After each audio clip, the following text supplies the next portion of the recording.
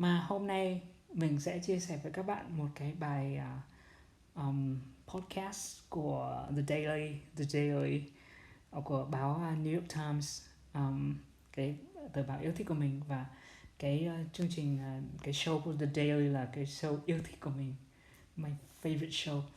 Thì hôm nay có một cái tin mình mình khá là bất ngờ hơn cả việc Nga tấn công Ukraine, hay là Ukraine thất thủ, hay là mọi người mọi người lại là uh, mọi người tình nguyện ở lại Kiev để bảo vệ Ukraine. Rồi hôm nay thì là có một cái tình huống nó ngược lại hoàn toàn. Ok, trước tiên cái đầu đề đấy, cái headline đấy mình xem là cái gì. In Ukraine này, the man, rồi tiếp tục này, who must stay, Maybe a husband and a wife. in who must stay and fight. Rồi bạn thấy không, the man who must, tức là must ở đây là mình học mode verb rồi đúng không, một cái rất là mạnh ấy, một cái như kiểu giống như một nghĩa vụ nhưng mà rất là mạnh mẽ, rất là như kiểu ép buộc người ta đấy, bắt buộc không làm thì sẽ bị trừng phạt đấy. Tức là đàn ông đấy phải ở lại, must stay, phải ở lại Ukraine, không được phép là đi ra ngoài nước ấy. Và khi mà ở lại đấy thì họ phải fight, phải gia nhập quân đội ấy, để chiến tranh chống lại người Nga, binh lính Nga. Thì mình oh my gosh, thì khi nghe cái bài này đấy, người ta nói là tổng thống Zelensky gì gì đấy của Ukraine ấy, ông ấy ra một cái gọi là martial law, để cái này gọi là martial law này chính là cái để bắt buộc tất cả những cái men này from 18 years old, 18 tuổi này, to 60 years old, đến 60 tuổi này phải ở lại, must stay and fight in Ukraine. Wow, mình wow, đúng là ghê thật. Mà ok, thì Okay. đó là một And câu then chuyện as nghe we nhé. Đây là một cái tình huống về một cái chị New York Times correspondent đấy, là nhà báo của New York Times, thì ở Kiev. Thì chị khi mà có tin mà chiến tranh sắp nổ ra ở đến Kiev rồi đấy, thì chị lên xe buýt và đến Ba Lan. Thì trên đường từ xe buýt đến Ba Lan đấy thì chị có bà viết bài và phỏng vấn đấy. Thì chị start getting closer to the border, and literally it looked like from there we were like 3 or 4 bus lengths away from going through the Ukrainian security to exit, and it's just not moving. Ok, như vậy là not moving, the bus line not moving, bị tắc đường ở biên giới bạn nhé. Có nghĩa là gì ạ? Không phải tất cả mọi người đều đi qua đâu. Cái là họ lọc ra ai được qua, ai không được qua. Đó là border patrol. Nhưng bây giờ dưới cái luật martial law đấy thì quân đội sẽ kiểm soát tất cả nước. Quân đội martial law đấy, quân đội sẽ là người nắm quyền của tất cả các lực lượng vũ trang khác, cảnh sát này, biên phòng, tất cả không làm việc nữa mà chỉ có quân đội. Then like there's 2 guys, the driver and the attendant. The attendant gets on and he makes an announcement saying Ukrainian men can't leave the country. Ok, đó, cái officer ở border đấy, border custom ấy, nói là Ukraine men can leave the country. Ukraine men can leave the country. Những người đàn ông của Ukraine sẽ không thể rời đất nước được. Wow, họ phải ở lại và họ sẽ phải như vậy dưới cái gọi là martial law của tổng thống cái gì Zelensky đấy. Wow, it's crazy. Thì đây là một câu chuyện, nhưng mà một câu chuyện mà mình thấy mình rất là cảm động đấy, và mình thấy rất là đáng thương và rất là khâm phục. Đó là cái câu chuyện của một cái anh thanh niên này. And he leaves, and it just seemed like that walk was forever. And he leaves, and so she's still crying, and then our bus starts moving. In Kharkiv. Kharkiv high into work on Thursday. Eugene woke up, like so many The women. Yesterday I was trying to pass the border to Poland, but I didn't succeed. Đấy, một cái anh này anh ấy bạn hãy nghe vào cái podcast này bạn sẽ biết anh ấy là ai, anh ấy đến từ đâu, anh ấy làm cái gì ở Kiev. Từ đầu tiên anh ấy ở Crimea, sau đó bị quân đội Nga chiếm đóng đấy, thì anh ấy buộc phải lựa chọn, một là gia nhập quân đội, hai là phải đi khỏi đó, thì anh ấy đến Kiev và bây giờ một lần nữa anh ấy lại phải lựa chọn này, không phải lựa chọn mà oh my god, chẳng còn đâu để đi à. Before, he'd already been rejected trying. How old are you now? When I called him, he was just outside Lviv, near the border of Poland. He knew about the ban on men ages 18 to 60 leaving the country, but he was still trying to figure out how to get across. Yesterday I was trying to pass the border to Poland, but I didn't succeed. The day before, he'd already been rejected trying. Đó. Anh ấy cố để vượt qua biên giới nhưng mà anh ấy không được qua. How old are you now? I'm 23 years old. Wow. Tigran told me he left his home in Kiev the day of the invasion. He had lived in the city for 7 years. Love this place a lot. Okay. I'm actually an illustrator and animator. I'm doing cartoons. You're doing cartoons? Yeah. He said for the past year, he had been working at a design agency in Kiev. Đó, anh ấy working for a design agency, một cái trung tâm thiết kế đấy. He had these big dreams of one day working for Pixar. Anh ấy có big dreams. He had a big dream and one day working for Pixar. Pixar là một cái như kiểu là Pixar Pixar là của Apple bạn nhé. Pixar mình nhớ rồi. Pixar là một cái rất là lớn của Apple. Wow. Bạn đó đọc về Steve Jobs ấy, bạn sẽ biết Pixar là gì.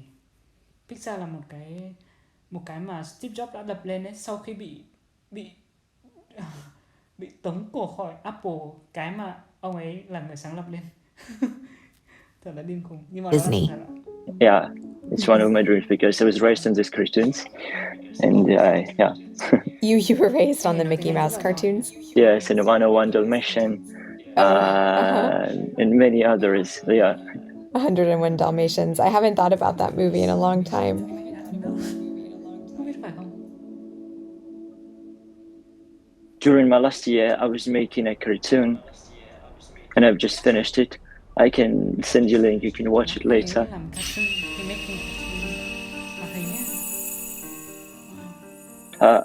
I'm gay, and I was making cartoons Anh ấy là gay bạn nhé. Anh ấy about my relationship, and I was making a cartoon about how I tried to understand what happened. Like, yeah. Yeah, sorry, I'm just a little bit nervous. No, that's okay.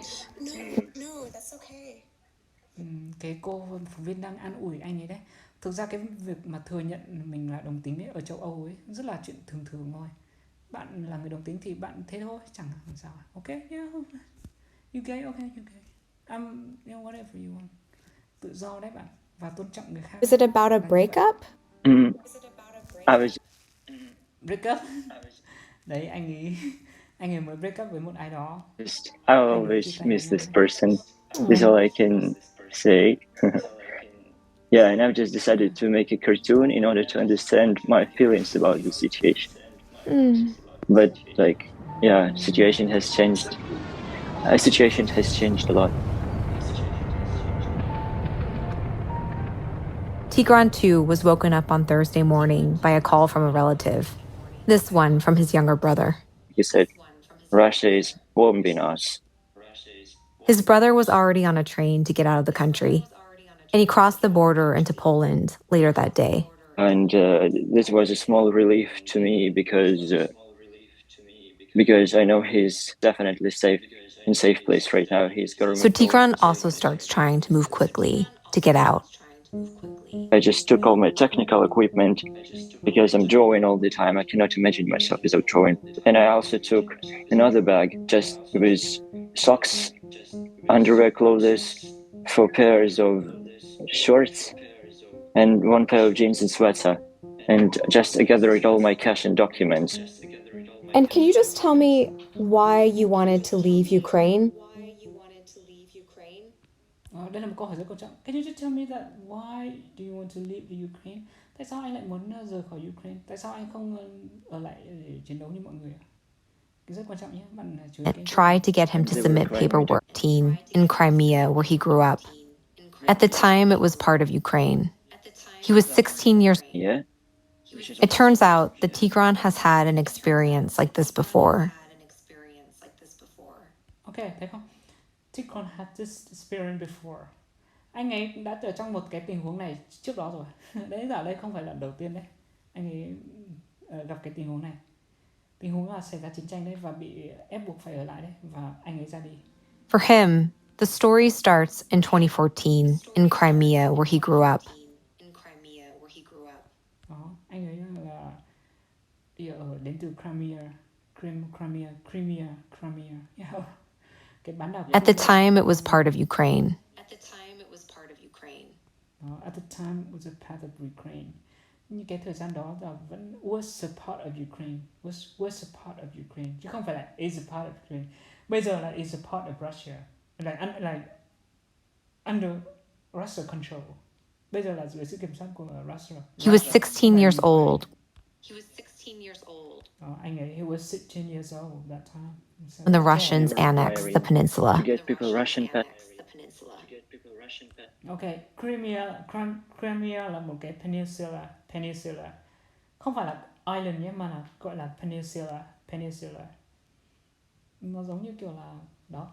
Thì mình có là mainland này, là đất liền này, và chúng ta có peninsula này, và chúng ta có island này. Đó là để chỉ những cái địa hình. And soon after that, Tigran says the Russian government tried to get him to submit paperwork that would allow him to be conscripted by the Russian military, the same military that had just invaded and taken over his homeland. Ở Crimea thì anh ấy đã có hai lựa chọn, một là ở lại thì phải submit vào cái army, Russian army đấy, gia nhập Russian army, còn nếu không thì anh sẽ phải đi. It was ridiculous. I was just 16 and I was understanding this. I was just like, I was really shocked about it. I was really shocked about it. Anh ấy rất là shocked. He declines to submit the paperwork. Đó, he declined. Decline là không, decline. Nó giống như kiểu no. And instead leaves Crimea. Thì instead leave Crimea. Và thay vào đó anh ấy Heads to Kiev. And he's made that his new home. And now he has found himself. Ok, vậy là sau đó Kiev là cái gọi là new home của anh ấy, new home. Trying to flee the Russian military once again. Và bây giờ thì anh ấy lại trying to flee Russian military again. He got on a train headed west toward the Polish border. Ok, cái phần tiếp theo đấy mình sẽ để bạn khám phá, và cái phần tiếp theo một cái phần thông tin rất quan trọng. Mình hy vọng rằng các bạn biết được cái thực chất của cái việc mà tại sao cái anh này anh ấy lại muốn rời đi mà anh lại không muốn ở lại Kiev là như thế nào, và cái tư tưởng của anh ấy cực kỳ nhân đạo. Thì mình rất là tôn trọng anh ấy, mình ước gì có thể làm gì đó cho anh ấy. Thực sự là anyway, mình tin rằng anh ấy sẽ an toàn và mình tin rằng anh ấy sẽ được hạnh phúc. Mình có niềm tin như vậy và mình biết như vậy anh ấy sẽ ổn. Và chúng ta hãy cùng cầu nguyện cho anh ấy và những người khác nữa.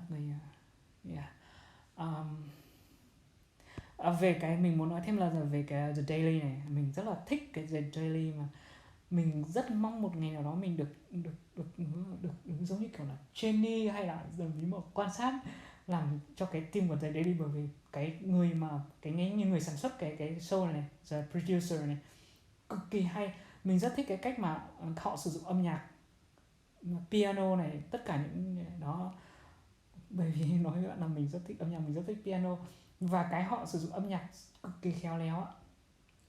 Làm thế nào đó mà họ kết hợp âm nhạc với lại cái postcard này đạt cho mình một cái cảm giác maximum về cái sự cảm nhận về một cái tin. Đó, bạn thấy không? Rất là hay. Thì mình hy vọng rằng những cái người nào mà kể cả bạn hiểu hay không về cái the show này đấy thì hãy follow cái show này, bởi vì nó rất là hay. Và đừng quên hãy nghe tiếp một cái câu chuyện của cái anh này. Ok, mình chỉ muốn giới thiệu như vậy thôi. Bây giờ mình sẽ chuyển sang một nội dung khác. Và ngay sau cái video này mình sẽ làm một cái bài học để cho mọi người học tiếp nhé.